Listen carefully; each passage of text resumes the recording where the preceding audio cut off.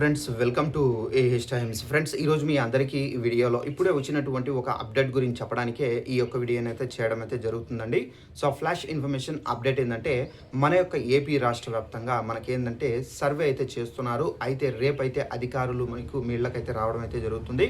So రేపే మనకు ఈ సర్వే లాస్ట్ అండి. అయితే తప్పనిసరిగా మీరు జాగ్రత్తగా ఈ వివరాలు అనేది ఇవ్వాల్సి అయితే ఉంటుందండి. అయితే ఈ సర్వే ఏంటి, సో మనం ఏమేమి వివరాలు ఇవ్వాలి, సో ఏంటి దానికి సంబంధించిన పూర్తి వివరాలు తెలియజేస్తాను.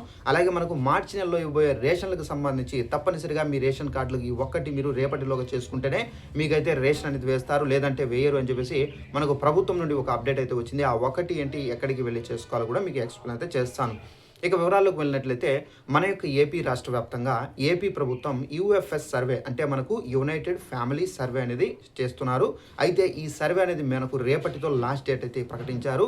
అయితే ప్రతి ఒక్క కుటుంబానికి ఈ సర్వే నిమిత్తం సచివాలయ అధికారులు అయితే వస్తారు. వచ్చిన తర్వాత మీ దగ్గర ఉన్నటువంటి రేషన్ కార్డు, ఆ రేషన్ కార్డులో ఎంతమంది సభ్యులు ఉన్నారు, సో వారికి సంబంధించినటువంటి ఆధార్ కార్డులు తీసుకొని, సో మీ యొక్క ఇంట్లో ఎంతమంది ఉంటున్నారు, అలాగే మీరు ఎవరైతే ఉన్నారో సో వాళ్ళు జాబ్స్ చేస్తున్నారు లేదా అనేది కూడా వాళ్ళకు ఇన్ఫర్మేషన్ చెప్పాల్సి అయితే ఉంటుంది.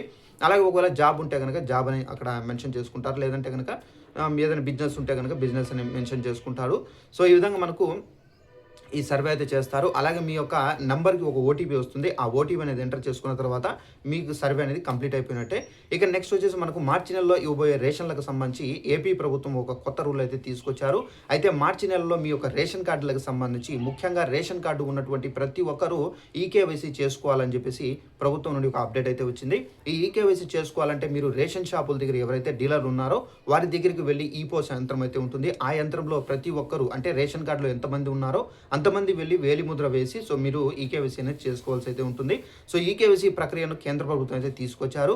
అయితే చాలామంది బోగస్ కార్డుల ద్వారా ఏంటంటే చాలామంది రేషన్ అనేది తీసుకొని తప్పుదావలో అంటే అర్హత లేకున్నా కానీ వారు రేషన్ అనేది తీసుకుంటున్నారు. సో విధంగా అని చెప్పేసి సో ఈకేవైసీ అనేది తీసుకొని రావడం అయితే జరిగింది.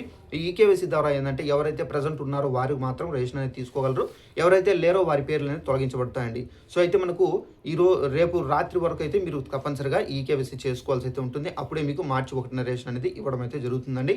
సో ఇదండి మనకు ఉన్నటువంటి ఇన్ఫర్మేషన్. ఈ వీడియో నచ్చినట్లయితే లైక్ చేసుకొని ఛానల్ సబ్స్క్రైబ్ చేసుకోండి.